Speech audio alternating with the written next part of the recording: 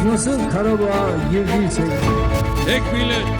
tek bayrak, tek vatan, tek devlet. Türk'ün yolu Zengezur'dan, Karabağ'dan geçer.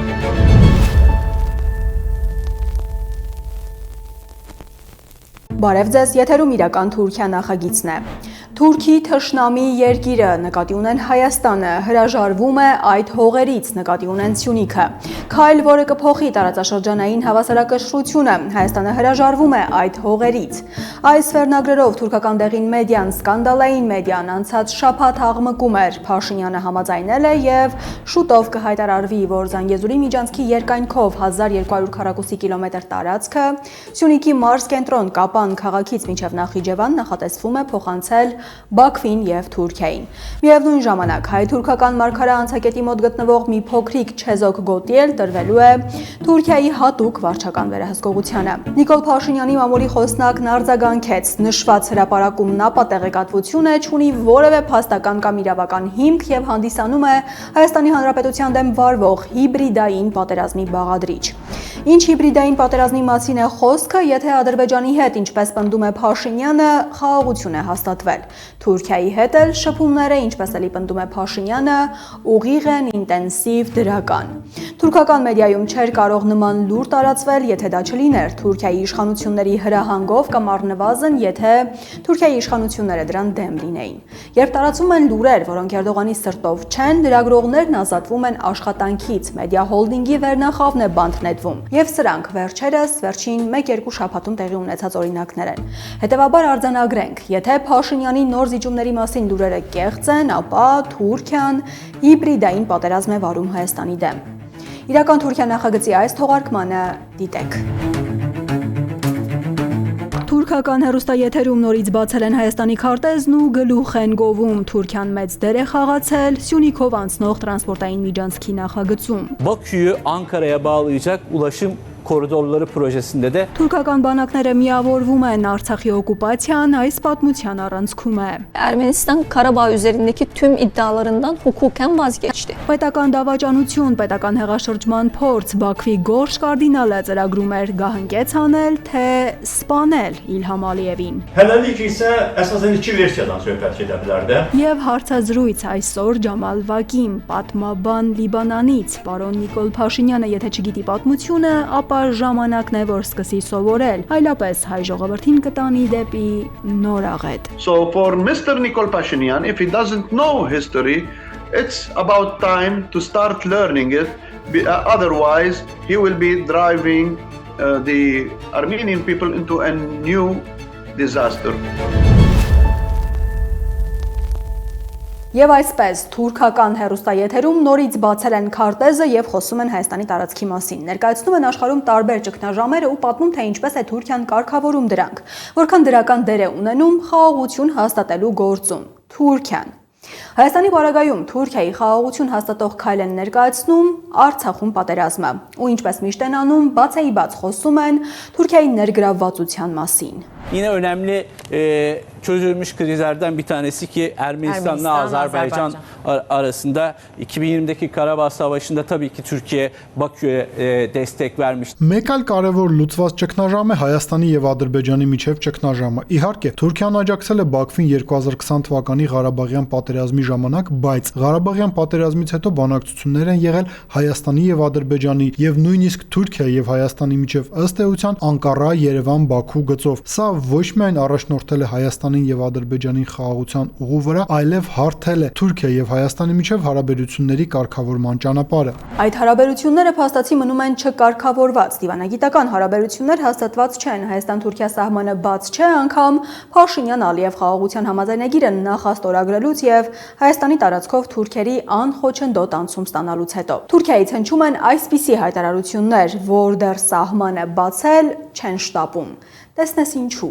Bugün burada Kars, Iğdır, Aralık, Dilucu demiryolu hattıyla Zengezur koridorunun hayata geçmesini sağlayacak en somut ilk adımlardan birini atarak Այսօր այստեղ Կարս Իգդիր Արալք Դիլիջու երկաթգծի կառուցմամբ մենք անում ենք Զանգեզուրի միջանցքի իրականացման ուղղությամբ ամենահստակ քայլերից մեկը, որը կարևոր է ոչ միայն Թուրքիայի, այլև ամբողջ Հարավային Կովկասի եւ Եվրասիայի համար։ Զանգեզուրի միջանցքը կամրապնդի Թուրքիայի, Ադրբեջանի ու Հայաստանի միջև տնտեսական համագործակցությունը, տարածաշրջանային խաղաղությունը։ Güney Kafkasya'da ekonomik işbirliğini artıracak sınırların açılmasını ve diplomatik gelişmelerin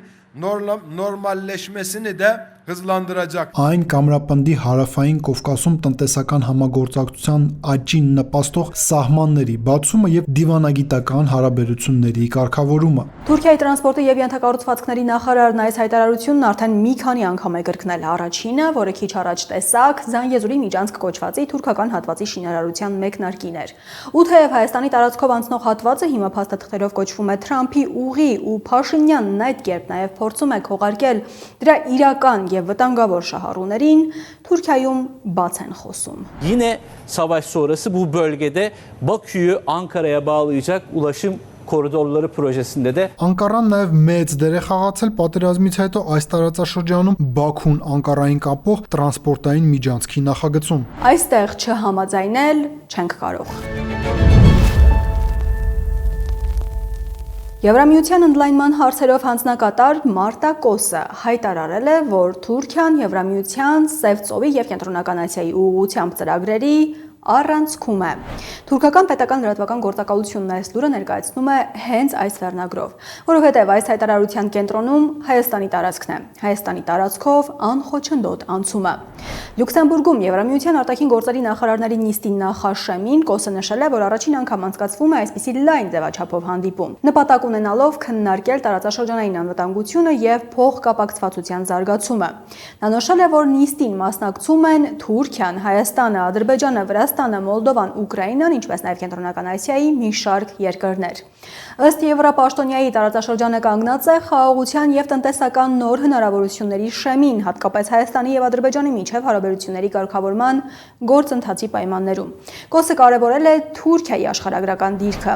որպես Եվրոպան, Ասիայի եւ Մերձավոր Արևելքի հետ կապող առանցքային հանգույց, ընդգծելով, որ Եվրամիությունը պատրաստ է խորացնել համագործակցությունը Անկարայի հետ, Սև ծովի եւ Հարավային Կովկասի կայունության ապահովման նպատակով։ Սա նշանակում է, որ Եվրամիությունը Հայաստանի կայունության ապահովման նպատակով պատրաստ է խորացնել գործակցությունը Թուրքիայի հետ, առանց նվազիսկ չափով դրամատիզացնելու, գույները մքացնելու, սա այն է, ինչ ցանկանում է Թուրքիան, բայց արդյունքում սա բխում է Հայաստանի շահերից։ Ընդ որում պետք է նկատել, որ Եվրամիությունը Հայաստանի տարածքով թուրքական աշխարհը միավորելու մասին խոսել էր նաև սրանից ամիսներ առաջ։ Smooth border crossing with Central Asian and South Caucasus countries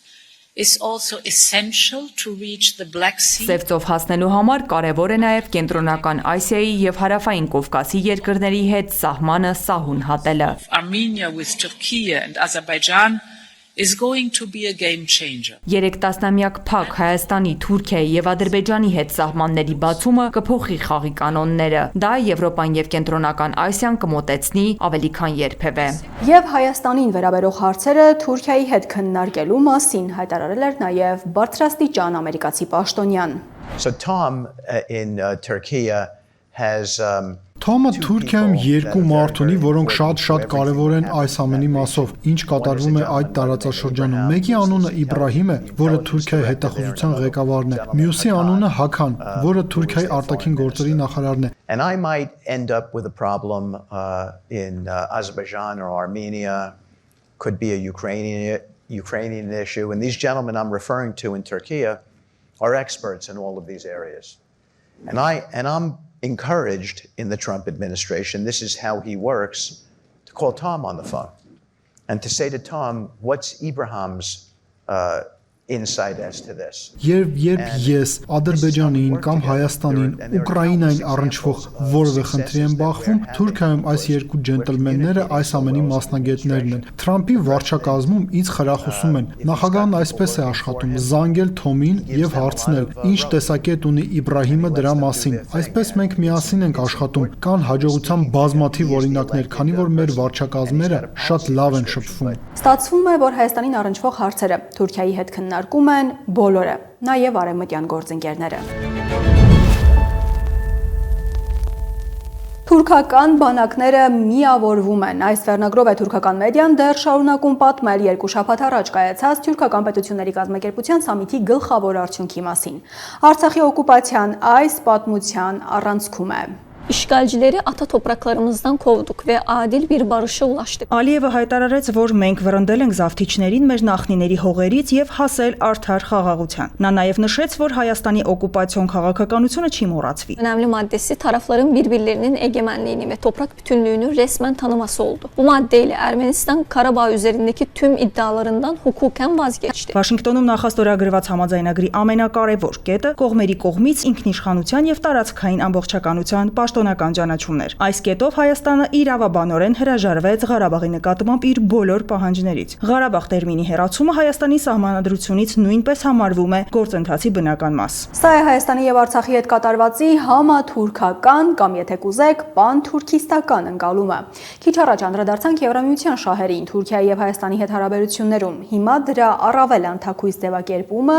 որին նաեւ թուրքական մեդիան է ուշադրություն դարձրել։ Macaristan Başbakanı Viktor Orban, Türk Devletleri Teşkilatı zirvesinde dikkat çekici bir konuşma yaptı. Türk dünyasını Avrupa için Հունգարիայի վարչապետ Վիկտոր Օրբանը ուշագրավ ելույթ ունեցավ թուրքական պետությունների կազմակերպության գագաթաժողովում։ Նա թուրքական աշխարհը նկարագրեց որպես Եվրոպայի ոսկու հանք։ Օրբանը թուրքական աշխարհը տեսնում է որպես Եվրոպայի համար ռազմավարական ռեսուրսների պաշար, էներգիայից եւ ներդրումներից մինչեւ բնական պաշարներ ու աշխարհագրական տարանցիկ ուղիներ։ Այս համեմատությունը թուրքական աշխարհը պատկերում է որպես անվտանգ պահուստ, որը Եվրոպան կարող է օգտագործել էներգետիկ, առևտրային եւ աշխարհաքաղաքական հավասարակշռության մեջ։ Ոսկու հանքերի հետ համեմատությունն արտացոլում է այն պնդումը, որ թուրքական աշխարհն ունի Եվրոպայի համար հազվագյուտ առավելություններ, ինչպիսիք են աշխարհագրական դիրքը, էներգետիկ ռեսուրսները, տրանսպորտային ուղիները, մշակութային կապերը։ Ավելին, Եվրոպայի կողմից Ռուսաստանից էներգետիկ կախվածության նվազեցումը ցույց է տալիս, որ թուրքական աշխարհը նշանակալի տեղ է զբաղեցնում Եվրոպայի համար այլընտրանքային էներգետիկ ուղիներում։ enerji projeleri de bu vizyonun parçası. Հունգարիան Եվրամիության անդամ է թուրքական պետությունների կազմակերպության սամիթին մասնակցում է մշտապես Էրդողանի հրավերով։ Հունգարիայի վարչապետն Էրդողանի եւ Ալիևի մտերիմն է դեռ այն ժամանակից, երբ արտահանձնեց հայ սպային կացնահարած Սաֆարովին։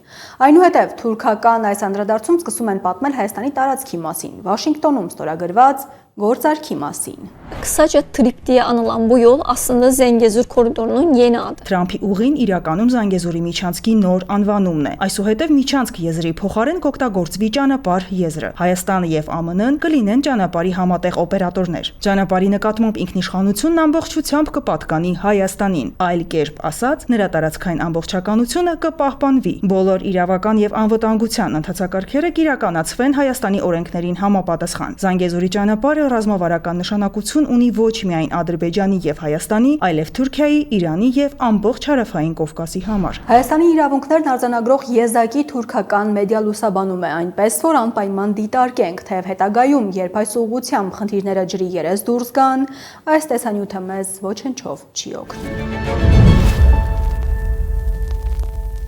Հիմա Բաքվի մեդիա սկանդալը, պետական դավաճանություն, պետական հեղաշրջման փորձ, այն էլ ոչ ավել ոչ պակաս Բաքվի գորշ կարդինալի գլխավոր դերակատարմամբ։ Ռամիզ Մեհդիև, Հեյդար Ալիևի աջ ձեռքը, Ադրբեջանի ներսում բոլորի ահ ու սարսափը, այն Մեհդիևը, որը դաստիարակել է Իլհամ Ալիևին։ Հիմա Ադրբեջանում ամենավերջին մարդն է։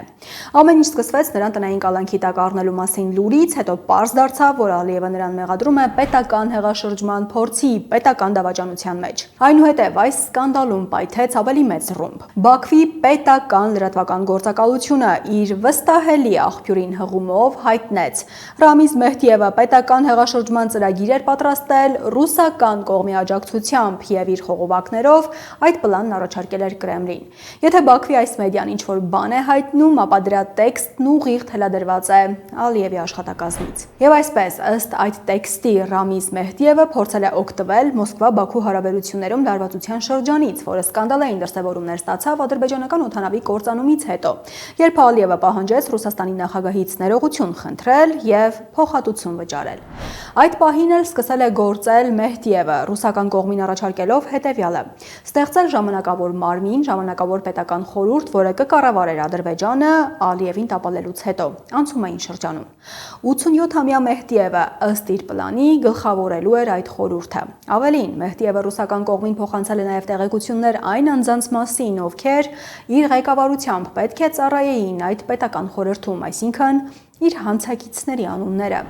Ամեն ինչ բացահայտվել է Դուշանբեում Պուտին-Ալիև հանդիպման ժամանակ, ըստ Բաքվի պետական լրատվական գործակալության։ Ռուսական կողմն Ալիևին տեղեկացրել է Ռամիզ Մեհդիևի առաջարկի եւ պլանի մասին։ Ինչպես երևում է, Ռամիզ Մեհդիևը հոգնեցրել էր Ռուսաստանին իր համար խնդրանքներով եւ աջակցություն ստանալու անընդհատ փորձերով, գրում է ադրբեջանական մեդիան։ Արդյունքում Ռուսաստանը նրա մեջ որևէ հեռանկար չտեսնելով հրաժարվել է այդ պլանից եւ այն փոխանցել Բաքվին։ Ռամիզ Մեհդիևի Ռուսաստանի հետ սերտ կապերը միշտ հայտնի են եղել, նույնիսկ խորհրդային տարիներին նա հայտնի էր որպես Մոսկվայի լրտեսական ցանցի անդամ։ Երկար տարիներ օգտագործելով իր ազդեցությունը Մեհդիևը նպաստել է Ռուսաստանի բարեկամ պաշտոնյաների առաջխաղացմանը Ադրբեջանի կառավարությունում, խորհրդարանում եւ լրատվամիջոցներում, գրում է Բաքվի պետական մեդիան ու հավելում.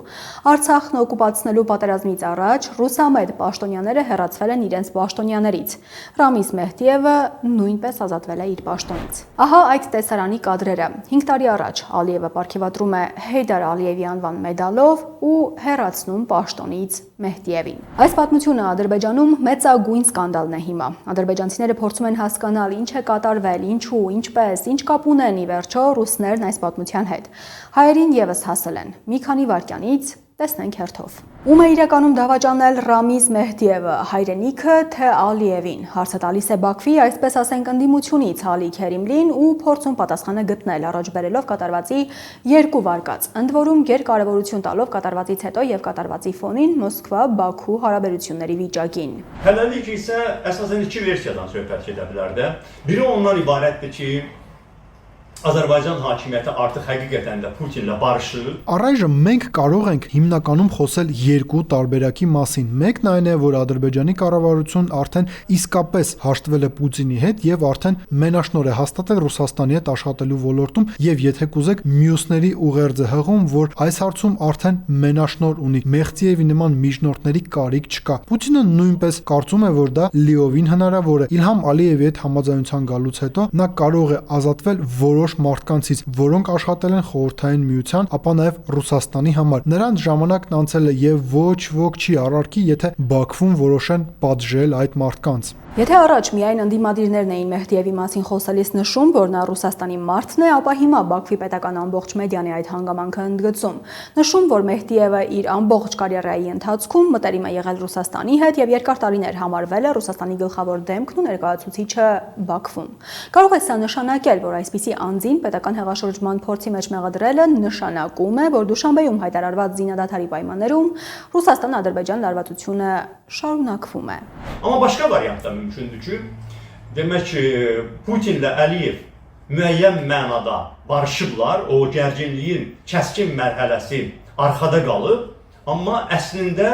gərginlik tam həll olunmuyor։ Բայց հնարավոր է նաև մեկ այլ տարբերակ, այսինքն Պուտինը եւ Ալիևը որոշակի իմաստով հաշտվել են, որ լարվածության սուր փուլը անցել է, բայց իրականում հարցերը լիովին չեն լուծվել։ Երկու պետությունների ղեկավարները կարող են փոխզիջում գտնել միմյանց միջև, բայց նրանց շահերի հակասությունը դեռևս կա եւ լարվածությունը, ինչպես ասում են, շարունակվում է գորգի տակ։ Եվ անկեղծ ասած, ես անձամբ ավելի հակված եմ այս տարբերակին։ Կարծում եմ, որ սա ավելի հավանական է։ Չեմ հավատում, որ Ադրբեջանի եւ Ռուսաստանի միջև նախկին հարաբերությունները կվերականգնվեն, որովհետև գոնե տեսեք ինչպես են Ռամիզ Մեհդիևին այսօր ներկայացնում կառավարական լրատվամիջոցները։ Առաջ մենք էինք նշում, որ նա Ռուսաստանի մարդն է, այսօր իշխանական լրատվամիջոցներն են նրան ներկայացնում որպես Ռուսաստանի մարդ եւ պնդում, որ ծառայում է Ռուսաստանին։ Սա ստեղծում է հակառուսական տրամադրություններ հանրության ներսում եւ նշանակում է, որ աշխատանքը դեռ չի ավարտվել, չնայած կողմերի միջև պաշտոնական հաշտեցում կա, այն շարունակվում է որոշակի լարվածությամբ։ Barışıq dövründə də onlar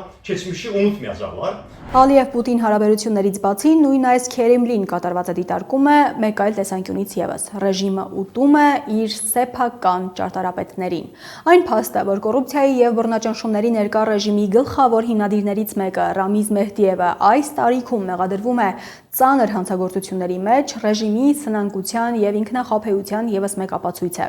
Գրել է Քերեմլին ու հավելել, եւս մեկ անգամ հաստատվեց, ոչ ոք անձեռնմխելի չէ։ Ոչ հարստություն դիզողները, ոչ 3 տասնամյակ Ալիևներին ծառայացները, ոչ էլ անգամ Հեյդար Ալիևի շքանշան ստանալը անվտանգություն չեն երաշխավորում։ Գողացեք որքան ուզում եք, միլիարդներ հավաքեք, այդ ամենը գրանցված է, ցուցակագրված, երբ ժամանակը գա, դրանք կբռնագրավվեն։ Անկախ նրանից, թե քանի ընտրություն կկեղծեն, անկախ նրանից, թե քանի ընդդիմադրի կձերբակալեն, անկախ նրանից, թե քանի տուն կքանդեն եւ ինչ դաժանությամբ կճնշեն ժողովրդին։ Դա անձեռնմխելիություն չի տա։ Առեղծվածները շատ են այս պատմության մեջ։ Ըստ Քերեմլի հստակ է միայն, որ Ռամիզ Մեհդիևի դեմ առաջադրված մեղադրանքը կօգտագործվի պետական պաշտոնյաներին, հատկապես նրա հետ ժամանակին աշխատած հներին վախի մեջ պահելու համար։ Մանավանդ, որ արդեն հայտարարվում է, Մեհդիևը մենակ չի գործել, դա ցանց է եղել, ըստ երևույթին Ալիևը ինչ որ բանից անհանգստանում է եւ լրջորեն պետք է մեծացնեն վախի չափաբաժինը ադրբեջանական հասարակության մեջ։ Բաքվում, ինչպես միշտ են անում թիրախավորված անձանց նկատմամբ, Մեհդիևի պարագայում եւս սկսել են արդեն փնտրել ու գտնել նրա իբր հայկական արմատները։ Մյուս կողմից սոցիալական ցանցերում նաև քննարկվում է, որ այս անգամ պետական դավաճանության մեջ մեղադրվողը չի աշխատել Հայաստանի օգտին կամ այս հանգամանքը առնվազն չի դիտարկվում եւ չի քննարկվում եւ սկսել են թերագնահատել Հայաստանը, իբր Հայաստանն այլևս ունակ չէ Ադրբեջանի դեմ որևէ քայլ անել։ Լայնորեն քննարկվում է վարկածը, որ Ռամիզ Մեհդիևը փորձել է ոչ թե պետական հեղաշրջման փորձ անել, այլ սպանել Իլհամ Ալիևին, որ ադրբեջանական կործանված օդանավի փոխարեն, որի պատճառով էլ սկսվել էր Մոսկվա-Բաքու սկանդալը, պետք է լիներ Բաքվի առաջին բորդը, որն Ալիևին այդ նույն րոպեներին Սանկտ Պետերբուրգ էր տեղափոխում։ Ահա այդպիսի մի գրառում։ Դեռևս 24 թվականի դեկտեմբերին եմ գրել Ռուսաստանի երկնքում ադրբեջանական օդանավի խոցման օրը, որ կարծում եմ գլխավոր նպատակը Իլհամ Ալիևի օդանավը խոցելն ու ծովը նետելն էր, որովհետև այդ օրը Ալիևը մեկնում էր Սանկտ Պետերբուրգ մասնակցելու ԱՊՀ պետությունների ղեկավարների հանդիպմանը։ Ուղևորատար օդանավը եւ Ալիևի օդանավը շարժվում էին նույն հետագծով։ Պարզապես ուղևորատար օդանավը սխալմամբ էր ընտրվել որպես թիրախ։ Պուտինը Դուշանբեում նաև ասաց, որ սա ռուս զինվորների սխալն էր։ Կարծում եմ նրա բացատրությունն այն էր, որ նրանք սխալ են թույլ տվել ճիշտ թիրախը չընտրելով։ Այլ կերպ ասած, նպատակը Ալիևին տապալելն էր եւ արդյունավետորեն Ադրբեջանի վրա լիակատար վերահսկողություն հաստատելը։ Ադրբեջանական կառավարական լրատվամիջոցները գրում են այս մասին 10 ամիս անց այսօր եւ որպես թիրախ մատնանշում են Ռամիզ Մեհդիևին։ Պարզ է, որ Պուտինը նվազեցրել է իր պատասխանատվությունը ծախելով Մեհդիևին։ Ալիևը նաեւ ցանկանում է դաս տալ ուրիշներին պատժելով Մեհդիևին։ Բաքվի մեծահարուստների եւ պաշտոնյաների շրջանում, որոնք հայտնի կապեր ունեն Մեհդիևի հետ, խուճապ է սկսվել։ Ոմանք արդեն հրապարակավ հայտարարում են, զղջում են, որ անցյալում Մեհդիևին իրենց հայրն են կոչել։ Մյուսները սկսել են վաճառքի հանել իրենց շքեղ առանձնատները, շուկայականից 30-40%-ով էժան։ Բայց Ալիևը սրա դեմ եւս քայլ է արել։ Նոտարական գրասենյակներին արգելվել է կնքել Մեհդիևի, նրա ընտանիքի անդամների, հարազատների մերձակա շրջապատի վաճառքի գործարքները։ Նախագահական վարչակազմի նախկին ղեկավար Ռամիզ Մեհդիևի իշխանությունը զավթելու եւ դավաճանության մեղադրանքով տնային կալանքի տակ գտնվելու լուրը լուրջ եւ ծանր մեղադրանքների ֆոնին օրակարգ է մտցրել նաեւ հետեւյալ հարցը. կարող է դավաճանության մեջ մեղադրվող անձի որդին մնալ բարձր պաշտոնում։ Իհարկե խոսքը Ռամիզ Մեհդիևի որդու արտակարգ իրավիճակների փոխնախարար գեներալ-մայոր Թեյմուր Մեհդիևի մասին է։ Չնայած նրա հայրը ներկայում մեղադրվում է պետության դեմ հանցագործությունների մեջ, Թեյմուր Մեհդիևը դեռ մնում է իր պաշտոնում։ Իրական Թուրքիա նախագծի երկրորդ մասում հարցազրույց է։ Այսօր Ջամալ Վակիմ, պատմաբան Լիբանանից։ Խաղաղության հնարավորության Զանգեզուրի միջանցք կոչվածի իրական նպատակի տարածաշրջանում ամերիկյան քաղաքականության եւ այդ քաղաքականության տակ Թուրքիայի տեղավորվելու ունակության մասին։ Խնդրել ենք բացատրել, թե ինչ է Թուրանը, որը ըստ Փաշինյանի վտանգավոր չէ Հայաստանի համար։ Բացատրեց ու վերջում հավելեց. 100 տարի առաջ Թուրանի գաղափարի ներքո հայ ժողովուրդը ցեղասպանվեց։ Պարոն Նիկոլ Փաշինյանի համար, եթե նա չգիտի պատմությունը, ապա ժամանակն է, որ սկսի սովորել այն։ Այլապես նա հայ ժողովրդին կտանի դեպի նոր աղետ, ասաց արաբպատմաբանը։ Հուսով է այդպես չի լինի, բայց այն, ինչ Փաշինյանն անում է, այդ աղետի սկիզբն է։ Thanks for joining us on the record, and I will start with probably the most sensitive Շնորհակալություն մեզ միանալու համար եւ կսկսեմ մեր տարածաշրջանների Միջին Արևելքի եւ Հարավային Կովկասի համար հավանաբար ամենազգայուն հարցից՝ խաղաղություն։ Միացյալ Նահանգների նախագահի հատուկ բանագնաց եւ Թուրքիայում Միացյալ Նահանգների դեսպան Թոմ Բարաքն անցած շաբաթ իր մի հարցազրույցում ասաց, որ Միջին Արևելքում խաղաղությունը պատրանք է, երբեք խաղաղություն չի եղել եւ հավանաբար երբեք չի լինի։ Կհամաձայնեք։ Well, I would agree to a large extent, but it didn't state the reason why. It's because of Mr. Tom Barak's country, which is the United States of America. Okay, so he should have continued the sentence. Կհամաձայնեի լայն առումով, բայց նա չի նշել պատճառը։ Պատճառը պարոն Թոմ Բարաքի երկիրը, Ամերիկայի Միացյալ Նահանգներն է։ Նա պետք է շարունակեր նախադասությունը եւ սա էլ ասեր։ Այս տարածաշրջանը, Մերձավոր Արևելքը եւ խորքային դիտարկման Հարավային Կովկասը դրա մասն է։ Պատմության վաղ շրջանից եղել է միջազգային առևտրային ուղիների խաչմերուկ, ինչն այն դարձրել է մեծ կայսրությունների եւ թագավորությունների, միաժամանակ մեծ պատերազմների, բայց նաեւ քաղաքակրթությունների օրան։ Այս տարածաշրջանի պատմության մեջ պայքարը աշխարհի այլ մասերի համեմատ իհարկե մի փոքր ավելի ինտենսիվ է եղել, սակայն դա պատճառ չէ, որ մենք ընդունենք պատերազմը որպես նորմ։ Okay, was of course a bit more intensive. However, this doesn't justify that we would accept that war is the norm, which is not the case. Okay, and people of the region have lived together, have coexisted, and much of the bloodshed that was caused over the past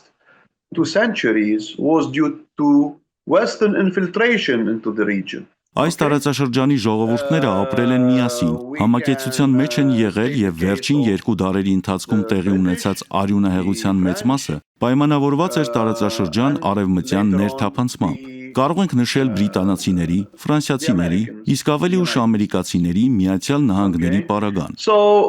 now much of the instability in the region is due to US policies who are trying to use this region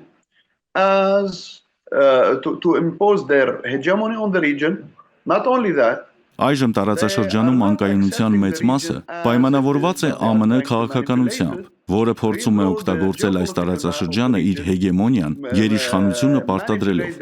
Բացի այդ, նրանք չեն ընդունում տարածաշրջանը այնպիսին, ինչպիսին կա, փորձում են մանիպուլյացիաներ անել, վերաձևավորել տարածաշրջանի աշխարհաքաղաքական քարտեզը, մանիպուլյացիաներ անել այս տարածաշրջանի ժողովրդագրության հետ, իրենց շահերին լավագույն կերպով համապատասխանեցնելու համար։ Ահա թե ինչու օրինակ նրանք այլևս չեն խոսում արաբ ժողովրդի մասին, այլ խոսում են դավանանքների եւ կրոնների մասին։ Միաժամանակ նրանք ստեղծում են նոր ինքնություններ, դարերի ընթացքում բնականon ձևով զարգացած ինքնությունների հաշվին։ Միջին Արևելքում, որը նրանք դիտարկում են հիմնականում Եգիպտոսից մինչև Իրանի սահմանները ձգվող տարածաշրջանը եւ երբեմն ներառելով նաեւ Իրանը։ Նրանք փորձում են բաժանել երկրները, հիմնականում Լիբանանը, Սիրիան, Իրաքը, բայց նաեւ Իրանը որպես կենտրոնական Ասիայի տարածաշրջան ներթափանցելու եւ Ռուսաստանի եւ Չինաստանի ազգային անվտանգությունը մանիպուլյացնելու միջոցով, քանի որ այս տարածաշրջանը կենտրոնական Ասիան համարվում է երկու երկրների աքիլեսյան գարշապարը։ As a mean to infiltrate into the Central Asian region and manipulate the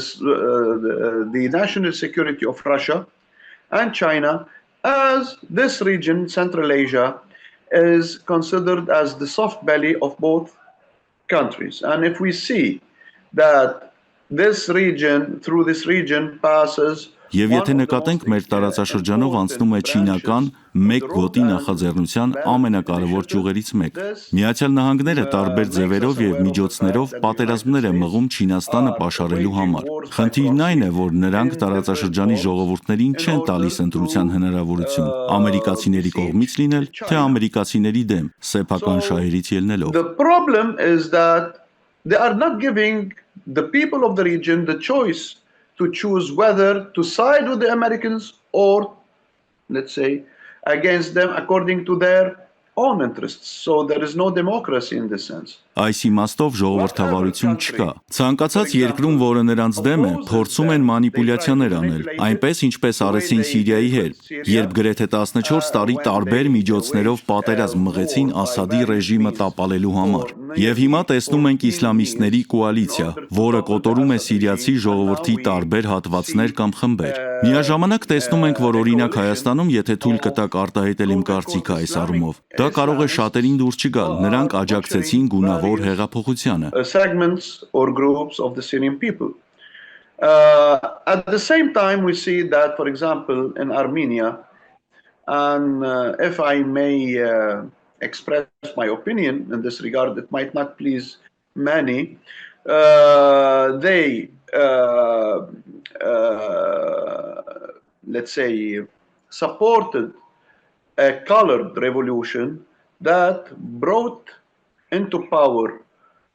Nikol Pashinyan, որը իշխանության բերեց Նիկոլ Փաշինյանին, որն արդեն գրեթե 6 կամ 7 տարի պաշտոնավարում է։ Եվ մենք տեսնում ենք, թե ինչպես է Փաշինյանը, որը իշխանության եկել էր ժողովրդավարության եւ լիբերալիզմի կարգախոսներով, հիմա փորձում է մանիպուլյացիաներ անել ընդդիմության դեմ։ Փորձում է հասնել նրան, որ հայկական եկեղեցին, Ռուսաստանը եւ Իրանը, որոնց վրա հայերը հույս են դրել գրեթե 1 դար, հեռանան այն գործընթացներից, որոնց համար պատասխանատու են եղել Թուրքիայի հետ հարաբերությունները վերականգնելու համար։ Reliable or on whom Armenia relied for nearly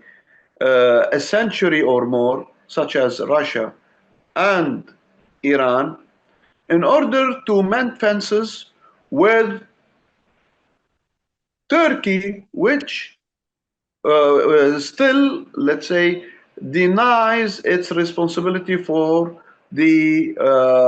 massacre of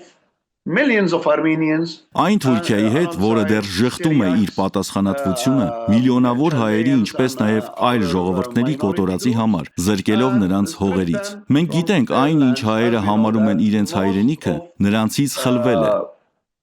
What the Armenians consider as their homeland have been taken away from them, the way the Zionists did, for example. So now we see Pashinyan getting along. Նույնը սիոնիստներն են արել։ Հիմա տեսնում ենք, թե ինչպես է Փաշինյանը լեզու գտնում արևմուտքում գտնվող 80 միլիոն թուրքերի եւ արևելքում 10 միլիոն այլ թուրքերի հետ։ Sacrificing Artsakh, for Զոհաբերելով օրինակ Արցախը։ While Armenia, present time Armenia counts around 3 million people who will be engulfed by the 90 million added to the ones in order to serve as what? As a bridgehead for a corridor. Մինչդեռ ներկա Հայաստանը 3 միլիոն բնակչությամբ կկլանվի այդ 90 միլիոն թուրքերի կողմից, ծառայելու որպես ինչ, որպես կամուրջ Թուրքիայից եկող միջանցքի համար։ To get to Turkmenistan, another Turkish country on the eastern shores of the Caspian Sea. Հայկական տարածքները կարող են ծառայել որպես դարպաս Միացյալ Նահանգների համար Թուրքմենստան հասնելու համար։ Կասպից ծովի արևելյան ափին գտնվող մեկ այլ թուրքական երկիր, որը Միացյալ Նահանգների համար ընկալվում է որպես այդ տարածաշրջանում կայունությունը խաթարելու եւ Ռուսաստանին ու Չինաստանին շանտաժի ենթարկելու միջոց։ What would happen in few years of the 3 million Armenians in a sea of Turks? Ուզում եմ հայկական տեսանկյունից դիտարկել, թե ինչ կպատահի մի քանի տարի անց 3 միլիոն հայերի հետ Բոսֆորից մինչև Կասպից ծովի արևելյան ափերը ձգվող թուրքական ծովի մեջ։ This didn't cross the mind of someone like Pashinyan, who is putting the whole existence of the Armenian people into question. Լավ, Փաշինյանի նման մեկի մտքով սա չի անցել։ Նա չի մտածում սրա մասին, կասկածի տակ դնելով հայ ժողովրդի ամբողջ գոյությունը։ Այստեղ պետք է նշեմ, որ կրոնական մակարդակում քրիստոնեության առումով Ռուսաստանը, այսպես ասած Հայաստանի կրոնական խորությունն էր, իսկ էթնիկ մակարդակում մենք շատ լավ գիտենք, որ հայ ժողովրդի եւ Իրանի ժողովրդի արմատները նույնն են։ Այսպես են գործերը արվում մեր տարածաշրջանում ժողովրդի հաշվին։ Մի քանի մարդկանց շահերի համար, ովքեր ծառայում են որպես Միացյալ Նահանգների գործակալներ տարածաշրջանում։ For the interests of a few people who are serving as agents of the United States in the region. So I don't know if I Չգիտեմ, գուցե երկար պատասխաներ, բայց հուսով եմ ձեզ մեծ խնդիրների առջև չի կանգնեցնի։ Into much trouble in this sense. Զարմացած եմ, թե որքան մանրամասն գիտեք նաև Հայաստանին առնչվող դետալները։ Կարծում էի ավելի շատ խոսելու ենք ընդհանուր Միջին Արևելքից եւ Թուրքիայի դերից, բայց հիմա արդեն թույլ տվեք հարցնել։ Նիկոլ Փաշինյանը պնդում է, թե խաղաղություն է հաստատվել Հայաստանի եւ Ադրբեջանի միջև, քանի որ Վաշինգտոնում նախ ստորագրել են խաղաղության համաձայնագիր կոչվածը։ Հավատում եք այս խաղաղությանը։ Do you believe in this peace? No, because this is peace not built on, this is not balanced peace. It came at the expense of the Armenian people. Ոչ, որովհետև սա խաղաղություն է, որը չի կառուցվել հավասարակշռության վրա։ Սա հավասարակշռված խաղաղություն չէ։ Այն ձեռք է բերվել հայ ժողովրդի հաշվին։ Ես լավ գիտեմ հայոց պատմությունը, չնայած ինքս հայ չեմ, բայց Արցախը եղել է Հայաստանի անվտանգության միջուկը գրեթե 2000 տարի։ For nearly 2000 years. So for someone like Pashinyan, it was only a piece of land that would be sacrificed for the interests of a certain elite that is ruling now Armenia. Փաշինյանի նման մեկի համար Արցախը ընդամենը մի կտոր հող էր, որը զոհաբերվելու էր որոշակի էլիտայի շահերի համար, որը կառավարում է Հայաստանը ժողովրդի մեծամասնության կամքին հակառակ։ Armenian people that served to preserve its national identity for nearly 2000 years for these, let's say, circumstantial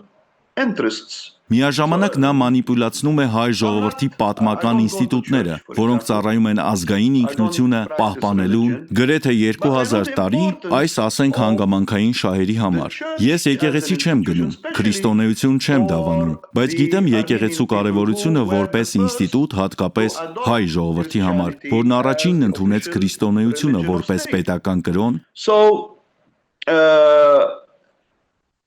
When he tries to manipulate the church,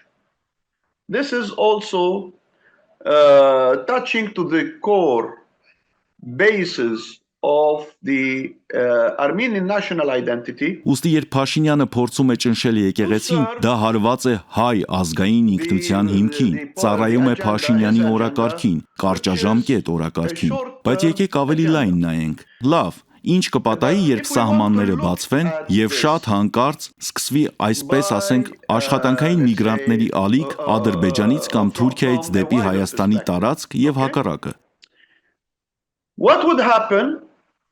when borders get open and all of a sudden we have a wave of, let's say, migration of workers from Azerbaijan or from Turkey into Armenian territory and vice versa. So the Armenians who might migrate into Azerbaijan or Turkey would be absorbed, assimilated into a wider. Հայերը կարող են գաղթել Ադրբեջան կամ Թուրքիա, որտեղ կկլանվեն, կձուլվեն ավելի լայն եւ բազմամարդ ժողովրդի հետ, մինչդեռ նրանք, ովքեր կտեղափոխվեն Հայաստան, նոսրացող բնակչության մեջ կստեղծեն էթնիկ հզոր համայնքներ.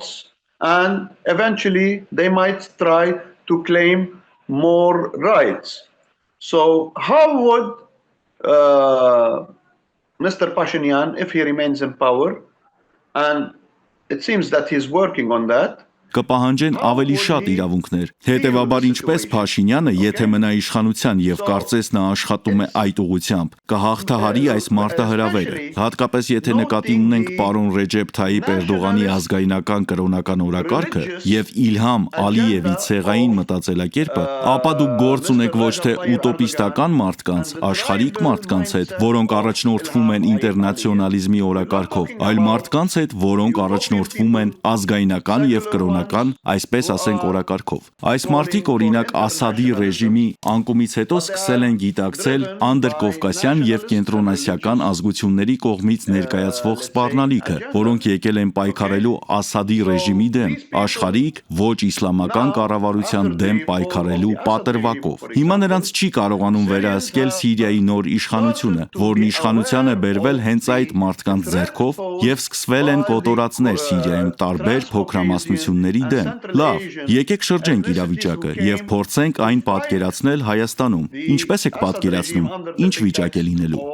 Fighting a secular un-Islamic government. Now the same people who were, let's say, were supported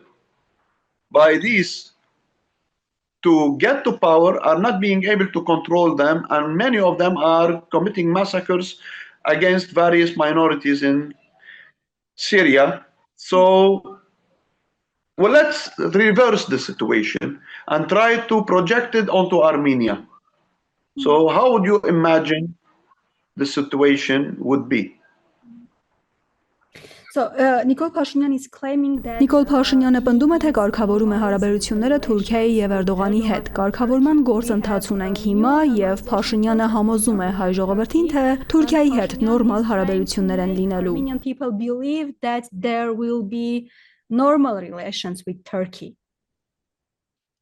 Okay, did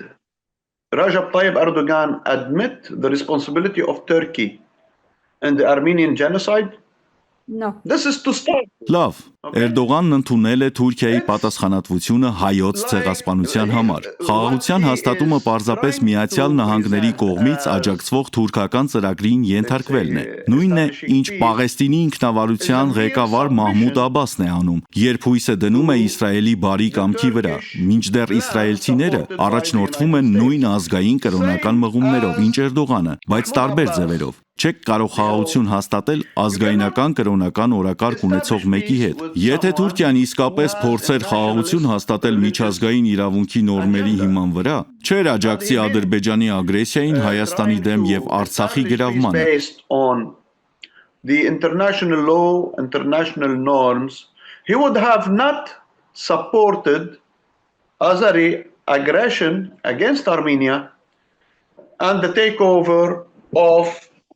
Artsakh, որը հիմա զրկվել է իր բնակչությունից։ Արցախի հայերն արդեն լքել են իրենց հողերը, քանի որ այնտեղ անվտանգ չէին, եւ այժմ այդ միջանցքի ստեղծման եւ Հայաստան-ադրբեջանական բնակչության տեղափոխման վերաբերյալ խոսակցություններ կան։ Սա է անում Նիկոլ Փաշինյանը։ Իմ այս բոլոր հայտարարություններով չեմ կարծում, թե որևէ հնարավորություն կունենամ այցելել Հայաստան, մինչեւ նոր իշխանության հաստատումը, բայց պետք է նաեւ ավելացնեմ, որ Փաշինյանը հակասություններ է ունեցել հանրության բոլոր հատվածների հետ, բացառությամբ նրանց, ովքեր աջակցում են իրեն, եւ նրան իշխանության են բերել ամերիկացիները։ He was installed in power by the Americans the way they did with our own Prime Minister Nawaf Salam. Ինչպես Լիբանանում վարչապետ բերեցին Նավաֆ Սալամին, որը հիմա չի արձագանքում Իսրայելի ագրեսիային, այլ փորձում է մեղադրել դիմադրությանը։ Այնպես որ տպավորություն ունեմ, թե Փաշինյանը եւ Սալամը մարզվել են Միացյալ Նահանգների նույն հաստատությունում։ Those that we are receiving, okay? So imagine that. So it's the same. By the way, it seems that they are trained in the same establishment in the United States. Որը մարդկանց մարզում է դառնալ իրենց երկրների ղեկավարներ Միացյալ Նահանգների եւ այս իմպերիալիստական օրակարգն առաջ տանելու նպատակով։ And this imperialist agenda worldwide. So-called Zangezur corridor. Այսպես կոչված Զանգեզուրի միջանցք Փաշինյանը դեմ չէ այս ծրագրին, նա պարզապես ամեն ջանք թափում է, որ այն Զանգեզուրի միջանցք չկոչվի, կոչվի Թրամփի ուղի։ Zangezur corridor, but Trump route. The problem is the name. So yeah. My question is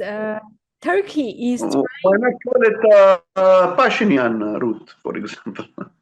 So it's not the issue of the name. Անունը կարող է լինել Փաշինյանի ուղի, խնդիրն անունը չէ։ Իրականում այս միջանցքն անցնում է հայկական հողերով եւ սեպ է խրում Հայաստանի եւ վերջին մի քանի տասնամյակների ընթացքում նրա հիմնական աջակցի Իրանի միջև։ Between Armenia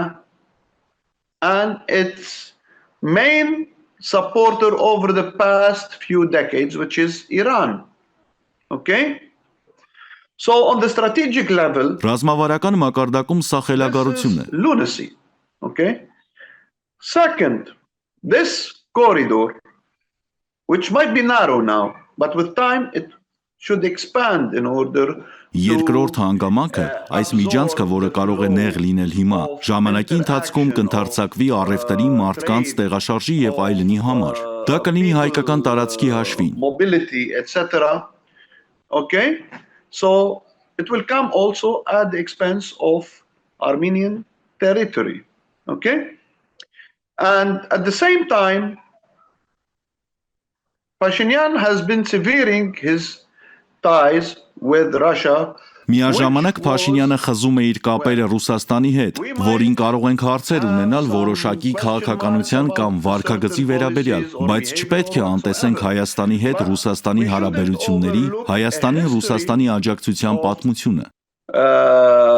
Let's say good relations and support.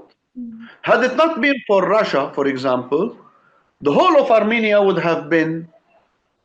lost. It was Russia that saved parts of eastern Armenia, that is now the Armenian Republic. And it was for this reason that the people of East Armenia weren't massacred the way the people of Western Armenia were massacred. Okay? Եթե Ռուսաստանը չլիներ, ապա Հայաստանը գոյություն չէր ունենա։ Ռուսաստանն էր, որ փրկեց Արևելյան Հայաստանի այն մասերը, որոնք այժմ հայկական հանրապետություն են։ Եվ հենց այդ պատճառով Արևելյան Հայաստանի ժողովուրդը չկոտորվեց այնպես, ինչպես կոտորվեց Արևմտյան Հայաստանի ժողովուրդը։ Անցյալ դարի ընթացքում Ռուսաստանը ծառայել է որպես Հայաստանի հիմնական տնտեսական, կրոնական եւ ռազմավարական դարպաս։ Եվ մենք գիտենք շատ կարևոր գործիչների մասին, որոնք հասել են Խորհրդային Միության հասարակության բարձրագույն շերտերին։ Նշենք միայն մեկ օրինակ, հայտնի Միգ կործանիչը, որը նախագծել է Միկոյանը։ Ճիշտ եմ։ Mention only one example, the famous MiG warplane is produced by Mikoyan. Am I right or not? Okay. Yes, you're totally right. All this has been forsaken by Nikol Pashinyan because he has an agenda. Նիկոլ Փաշինյանը այս ամենը մոռացել է, քանի որ ունի իր եւ իր շրջապատի օրակարգը, որը անտեսում է բոլոր աշխարհաքաղաքական հանգամանքները, բոլոր պատմական հանգամանքները, Հայաստանի ազգային անվտանգության բոլոր բաղադրիչներն ու սյունները։ Ingredients and pillars of Armenian national security, and when he does that, what would happen? He would be breaking, let's say, or damaging the pillars on which Armenia has been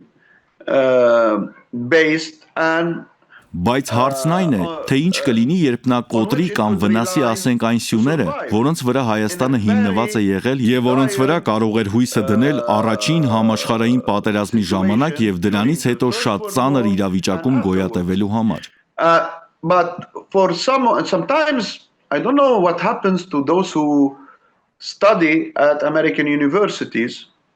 Most of them, not all of them, because I studied at the American University of Beirut. Որոշ մարդկանց հետ հիմնականում նրանց, ովքեր սովորել են ամերիկյան համալսարաններում, չգիտեմ ինչ է լինում, թեև ես ինքս սովորել եմ Բեյրութի ամերիկյան համալսարանում, բայց քննադատում եմ նրանց, որովհետև միջակությունները առաջխաղացում են ստանում համաձայնելով ապրել ամերիկյան իստեբլիշմենտի պայմաններով, հատկապես աշխարհաքաղաքականության եւ տնտեսագիտության եւ իրենց երկրներում տարվող քաղաքականության առումով, եւ ստացվում է, որ ի վերջո նրանք ծառայում են ամերիկյան կամ ամերիկյան իստեբլիշմենտի այլ ոչ թե իրենց սեփական ազգերի շահերին։ In terms of the policies that should be adopted in economics, in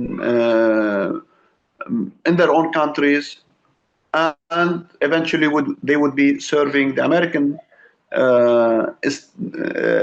or the interests of the American establishment rather than the interests of their own nations.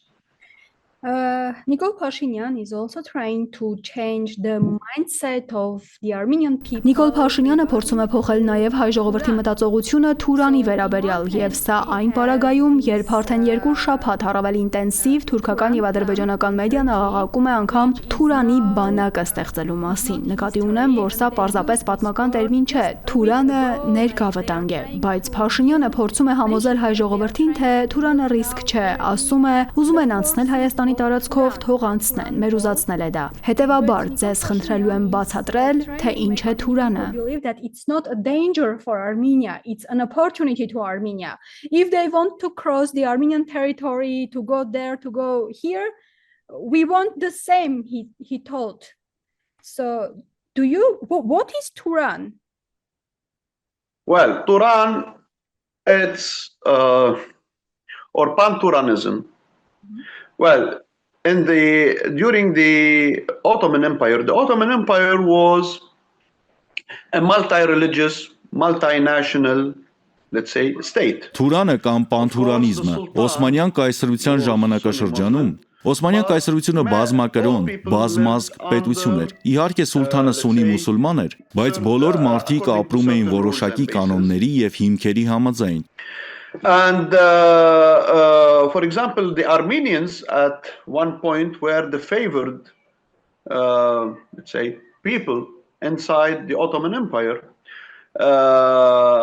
But starting from the second half of the 19th century, with the decline of the Ottoman Empire on one hand, and the rise of nationalism within the circles of the Turkish, let's say, elites. Եվ օրինակ հայերը մի ժամանակ Օսմանյան կայսրության ներսում, այսպես ասենք, համակրելի ժողովուրդ էին, բայց 19-րդ դարի երկրորդ կեսից սկսած մի կողմից Օսմանյան կայսրության անկման, մյուս կողմից թուրքական էլիտայում ազգայնականության աճի հետ ամեն ինչ փոխվեց։ Սա նաև ֆրանսիական, բրիտանական, գերմանական ազգայնականության դարաշրջան էր։ Ուստի նրանք պատկերացնում էին, որ իրենք որոշակի թուրքական կամ թուրանական ժողովրդի ժառանգներ են։ And that they are great people who established empires and ruled the world, and that their destiny is to rule the world. Որ մեծ ժողովուրդ են, կայսրություն են ստեղծել եւ կառավարել են աշխարհը, որ նրանց ճակատագիրն է կառավարել աշխարհը։ Սա խառնվեց 19-րդ դարի երկրորդ կեսին ձևավորվող սոցիալական դարվինիզմի հետ, արտացոլվեց հանրային քաղաքականության մեջ, որովհետեւ թուրքերը սկսեցին մարդկանց եւ ազգերին դիտարկել որպես ռասաներ, զարգացման տարբեր մակարդակներում։ Թուրքերը կամ այս թուրքական էլիտաները, որոնք թուրքական ազգայնականության կրող էին, թուրքերին դիտարկում էին որպես մարդ, մյուսներից առավել, եւ կարծում էին, որ պետք է միավորվեն մեկ պետության մեջ։ Նրանց հաշվարկներում միավորվելու էին Թուրքիայի ներկա տարածքի, Ադրբեջանի եւ Կենտրոնական Ասիայի 5-6 պետությունները։ Degrees of development. So the Turks or these Turkish elites who called for Turkish nationalism thought of themselves as superior people and that they should unite in one state, including the Turks of Turkey, present time Turkey, Azerbaijan, and the 5 or 6 Central Asian states. Okay? This was adopted as a policy mainly by Turgut Özal. Սա որպես պետական քաղաքականություն սկսեց դիտարկվել Թուրգուտ Օզալի կողմից։ Այնուհետև եկավ Էրդողանը, որն ազգայնական ու կրոնական ինքնության քարոզիչ է։ Արաբական աշխարհին օրինակ նա ներկայանում է որպես իսլամիստ։ Կենտրոնական Ասիայում դեր ունենալու համար էլ ներկայանում է որպես թուրքական ինքնության կրող։ Սա է թուրանիզմը։ As an Islamist, and in order to play a role in Central Asia, 100 տարի առաջ այս գաղափարների ներքո հայ ժողովուրդը ցեղասպանվեց։ Պարոն Նիկոլ Փաշինյանի համար, եթե նա չգիտի պատմությունը, ապա ժամանակն է, որ սկսի սովորել այն։ 100 years ago, it was under this banner that the Armenian people were butchered. So for Mr. Nikol Pashinyan, if he doesn't know history, it's about time to start learning it. Otherwise, he will be driving the Armenian people into a new disaster. Hopefully not. But Այլապես նա հայ ժողովրդին կտանի դեպի նոր աղետ։ Հուսով եմ այդպես չի լինի, բայց այն ինչ նա անում է, այդ աղետի սկիզբն է։ the beginning. Thank you very much for the interview. Շնորհակալություն հարցազրույցի համար, տպավորիչ էր։ Thank you, dear. Դու դիտում եք իրական Թուրքիա նախագիծը, շնորհակալություն ուշադրության համար։